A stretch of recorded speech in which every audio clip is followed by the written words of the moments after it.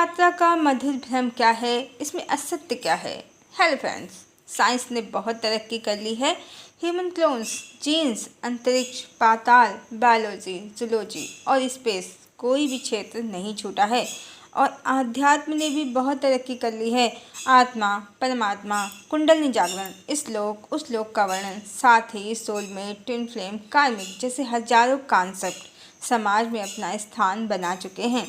पर जहाँ एक तरफ साइंस कहें या विज्ञान आज भी मृत्यु को नहीं जीत पाया है, मृत्यु के बाद का सत्य नहीं जान पाया है, बिल्कुल उसी तरह समाज धर्म के क्षेत्र में अपनी अपनी धारणा को पुष्ट करने में लगा हुआ है। आध्यात्म का चरम लक्ष्य परमात्मा को प्राप्त करना है, नहीं जान पाया है। और इसी का परिणाम है कि कुंडलिनी जागरण के बाद भी मनुष्य परमात्मा को प्राप्त करने के बजाय भौतिक जगत में प्रसिद्धि को प्राप्त करने की लालसा रखते हैं। और अधिकांश ट्विन फ्लेम की भी यही गति है, परमात्मा को प्राप्त करने के स्थान पर पार्टनर को प्राप्त करना चाहते हैं कुंडलिनी जागरण द्वारा। ईश्वर ने ये संसार बनाया है, यहाँ जो कामना करो वो अवश्य मिलता है। इसलिए ज्ञानियों को कुंडलिनी जागरण के बाद प्रसिद्धि, यश, धन सब मिलता है और ट्विन फ्लेम को उनके पार्टनर भी मिल जाते हैं। पर जैसा कि संसार ईश्वर की माया के द्वारा रचित है, यहाँ पग पग पर एक से बढ़कर एक आकर्षण है। इसलिए ज्ञानी स्वयं को सिद्ध करने के आकर्षण में फंस जाते हैं और ट्विन फ्लेम पार्टनर को प्राप्त करने की मृग तृष्णा में फंस जाते हैं और संसार से बाहर निकलना असंभव हो जाता है। कारण परमात्मा ने मन, बुद्धि, अहंकार, चित्त के द्वारा बड़ी जटिल व्यवस्था की है सबको संसार में बांधने की। यदि सभी आत्मज्ञानी हो गए तो संसार नहीं रहेगा। इसीलिए ट्विन फ्लेम्स भी आत्मा के अस्तित्व को तो जान जाते हैं, पर अपने पार्टनर को पाने के लिए ईश्वर की शरण में बिल्कुल उसी तरह चले जाते हैं जैसे कोई अन्य प्रेमी या प्रेमिका अपने प्रेम को पाने के लिए ईश्वर की शरण में चले जाते हैं।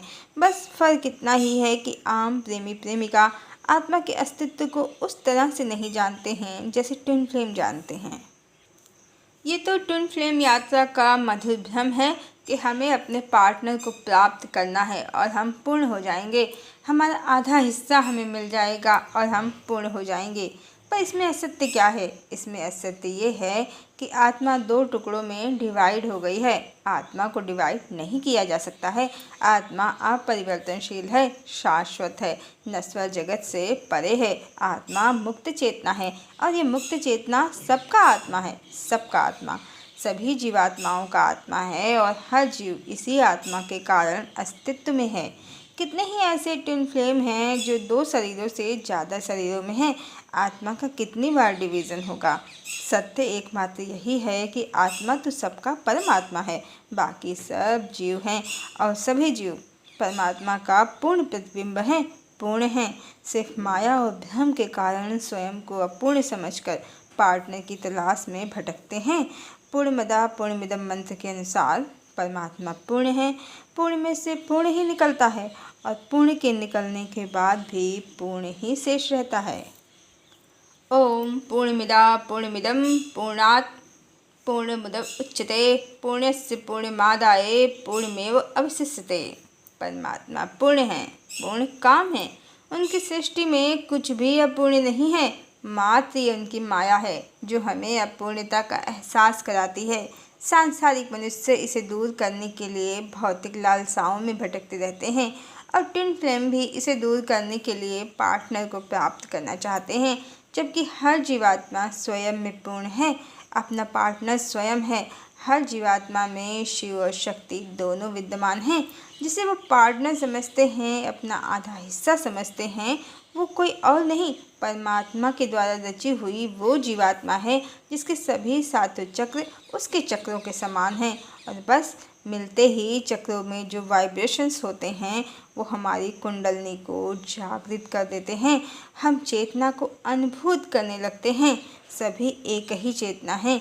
इसी कारण चेतना के जागृत होने पर हमें उस जीवात्मा में अपनेपन का एहसास होता है और हम उसे पाना चाहते हैं, उस चेतना को पाना चाहते हैं। और आत्मा को नहीं काटा जा सकता, ये परम सत्य है, क्योंकि आत्मा परमात्मा है, सबका एक ही है। भगवान श्री कृष्ण ने भी यही कहा है, नैनम छिद्दन्ति शास्त्राणि नैनम दहति पावका ना चैनम क्लेदयन्तापो ना शोषयति मारुता। और जो इस समय लाखों की संख्या में ट्विन फ्लेम हैं, तो ऐसा नहीं है कि इससे पहले वो धरती पर नहीं थे। इस समय धरती पर परमात्मा अवतरित हो गए हैं और उन्हीं की ऊर्जा से बहुत से मनुष्यों को चेतना की अनुभूति हो रही है। बहुत से मनुष्यों की कुंडलनी भी जागृत हो रही है। ये युगावर्तन का समय है। ये परमात्मा के धरती पर होने का समय है, परमात्मा के धरती पर होने का प्रमाण है। और अभी तो मात्र जागृति हुई है चेतनाओं की, अभी लक्ष्य नहीं मिला है। अभी तो निद्रा टूटी है, अभी तो सूर्य उदित हुआ है, अभी दृश्य स्पष्ट नहीं हुआ है। पर बहुत शीघ्र वो समय आ रहा है जब ये ट्विन फ्लेम और दूसरे भी ईश्वर प्रेमी अपने लक्ष्य को जरूर प्राप्त करेंगे। और सतयुग आते आते जिन्होंने भी भक्ति या आत्मसाधना की है, ईश्वर से प्रेम किया है, वो अवश्य ये जान जाएंगे पूर्णतया कि समस्त संसार में एक ही चेतना है, वो है परमात्मा। और उसे ही प्राप्त करना हर जीवात्मा का परम लक्ष्य है। और हम सभी एक ही हैं और हम सब स्वयं में पूर्ण भी हैं। जब हमारा ईश्वर पूर्ण है तो हम क्यों नहीं, हम उसी का तो प्रतिबिंब हैं, हम में वही तो प्रकाशित है। जब वो अपूर्ण नहीं तो हम कैसे हो सकते हैं। हरि ओम।